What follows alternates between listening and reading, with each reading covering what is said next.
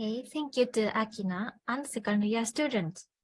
Next, we will then move on to the presentation of Group A of the third year student.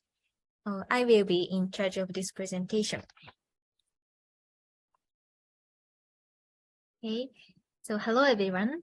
I'm so glad and honored that I have this opportunity to make a presentation entitled, Let's Think About Menstruation. This time, we have taken up the topic of menstrual education and its problems, and summarized our thoughts in a presentation. Menstruation is not something that all people experience, but it is relevant to everyone. We hope that we can have a time to think about it together with those who may not have been familiar with it before. First, take a look at the video of the skit. Please note that the video of this skit is in Japanese with English subtitles. There are some parts where the audio and subtitles differ in content, but basically the subtitles are the correct dialogue. Also, some English subtitles switch too fast and are difficult to read in some parts. For this reason, we will send you the script of this skit in the chat box. Please use it if you like. Okay, so let's begin. ごめん、遅くなった。急に仕事が入っちゃってさ。大丈夫、大丈夫。インターンお疲れ。お疲れ様。インターンどうだった？ A ちゃんのインターン先って結構大手の企業だよね。忙しそう。まあ忙しいけど、やりがいは感じるから今まで楽しくやってきたんだよね。でも最近もやもやする出来事があってさ。なんかあった？実はさ、この間生理が来て、早退したいですって部長に申請したら、正当な理由じゃないって断られちゃったんだよね。正当な理由じゃないって、その会社もしかして生理休暇がないの？一応あるけど、実際に使ってる社員はあまりいないってその後先輩から聞いた。なるほど。それじゃあ休暇を取るのにハードル高いよね。いや、でも、その部長の気持ちはわからなくはないかな。なんで他の社員は生理中休まないのに、君は休む必要があるのって思ってるんじゃない？その考え方おかしいんじゃない？生理痛って一言で言っても、症状が軽い人もいれば重い人もいる。同じ人だって毎回同じ症状とは限らないんだよね。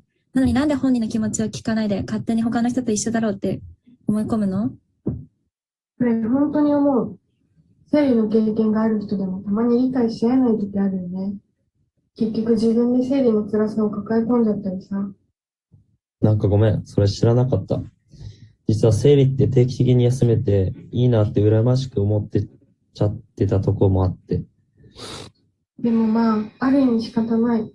だって男子は学校で生理のことを深く教わる機会があまりないから、知らなくて当然だよ。そうそう。中学校も高校も毎回女子だけ体育館に残されて、生理とか性教育の話されたよね。今思えばそれもすごい違和感があるな。ジェンダーで分けないで、すべての学生が一緒に性教育を受けたらよくない？それすごい同感。生理についての知識は女性に限らず誰にでも必要だと思う。俺小学生の妹いるじゃん。最近担任の先生から妹が生理来たらサポートが必要だって言われたんだけど、うちは父子家庭で、俺もお父さんも生理の経験ないし、何をしたらいいかわからないし、本当に困ってる。そっか、小学生か。中学では生理が来てる子が多いから、クラスの友達に助けを求めることはできるけど、小学校ではそうとも限らないし、周りに相談することって難しいかもしれないね。そうそう。本人にとっても不安なことが多い時期だと思うから、ちゃんと寄り添ってあげてね。家にも昼用、多い昼用、夜用、羽根付きとかいろんな種類のナプキンを常に用意しといた方がいいよ。待って待って、ナプキンってそんないっぱい種類あんの？使い分けてるってこと？もちろん、出血量に合わないナプキンを使ったら漏れる可能性があるし、健康にも良くない。それに、痛み止め、ピル、生理専用の下着と洗剤、などなど、本当にいろんなものが必要なんだよ。ネットで調べたら、今言ったもの全部用意すると月4000円ぐらいもかかるんだ。なんか思ったより高いな。そう、だから生理の貧困が問題として出てくるんだよね。最近ニュースで見たけど、イギリスのスコットランドで8月15日から生理用品無償提供法が実行されたって。アメリカなど一部の国でも生理用品は非課税になってんだよね。だけど日本の法律では未だ生理用品は軽減税率の対象にはなってない。いつか日本も生理用品の免税化が実現できたらいいな。あと生理休暇もね、制度は整ってるけど、実際に生理休暇の取得率はかなり低いみたい。これから毎月生理中に我慢して仕事しなければならないと思うと辛いわ。みんなに生理のことを理解してもらうために、やっぱり性教育を男女で分けて行うのはやめるべきだよね。なんか俺もそういう気がしてきた。生理のことなんて自分とは関係ないと思ってたけど、やっぱ生理のこと知らないと、恋人とか家族とか身近な人が苦しんでる時に支え合えないんだって気づいた。本当に今日話聞けてよかったわ。そう、ジェンダーに関係なく苦しんでる人に手を差し伸べることに生理の知識と気遣いは絶対に必要だよね。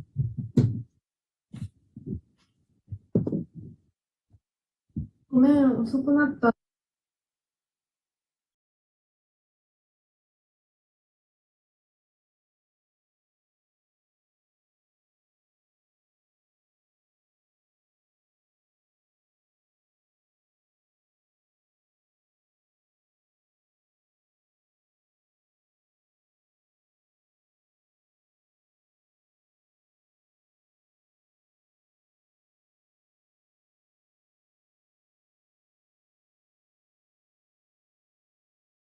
Sorry.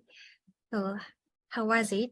Which of the characters in the skit you just watched did you feel the most sympathy for?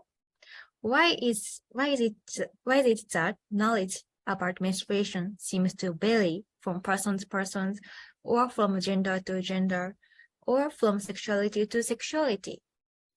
One reason is the lack of sex education in Japanese elementary schools, which was also discussed in the skit. For example, the impact of the Ministry of Education curriculum regulations limiting comprehensive sex education. These regulations have been significant, preventing opportunities to learn practical sex education.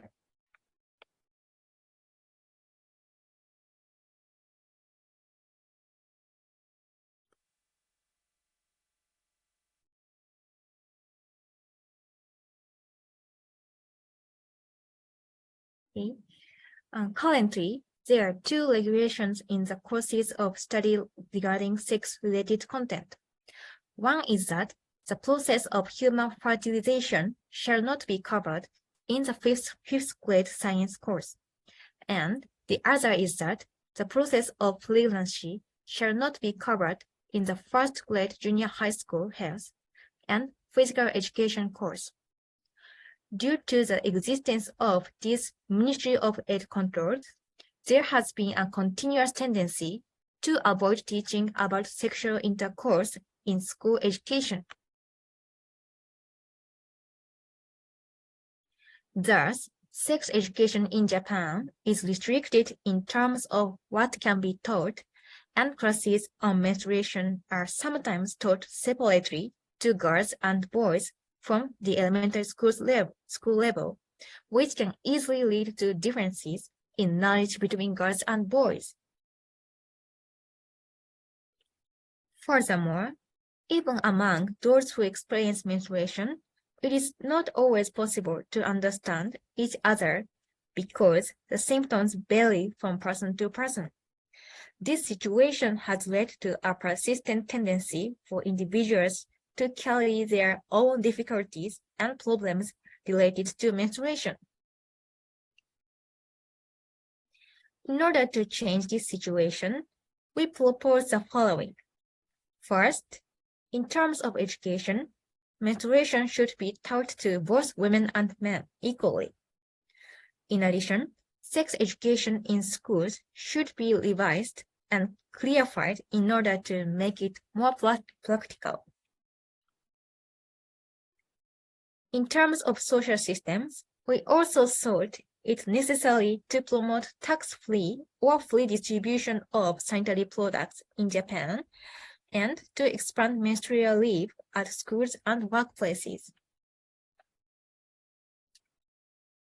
We believe that the need for education to provide correct knowledge to all people and a system to eliminate difficulties associated with menstruation, as typified by menstrual poverty, are precisely what is needed now. In addition, in order to make these things realistic, it is important for the government to provide subsidies and other support for research and development of femtech, which is some kind of product or service that support women's health. Femtech stands for Female Plus Technology and refers to products and services that can solve various issues in women's life stages, including menstruation, fertility or pregnancy or postnatal period, and premenopause or menopause. The size of the femtech market in Japan is approximately 64.3 billion yen and is expected to grow in the future. Femtech has been born against a backdrop of increasing efforts to create a society in which women can easily raise their voices and technology-enabled innovation and other factors. However, while this momentum is growing, the current situation is that many femtech products do not guarantee the safety and reliability of their services. Some products are approved as medical devices, while others are not, and not all products are safe and reliable. Given these circumstances, we believe it is necessary to take a cautioned look at our current femtech business. Menstruation is only just beginning to be talked about. Let us continue to think about menstruation for ourselves, for those around us, and for building a better society. This concludes our presentation. Thank you very much for your kind attention.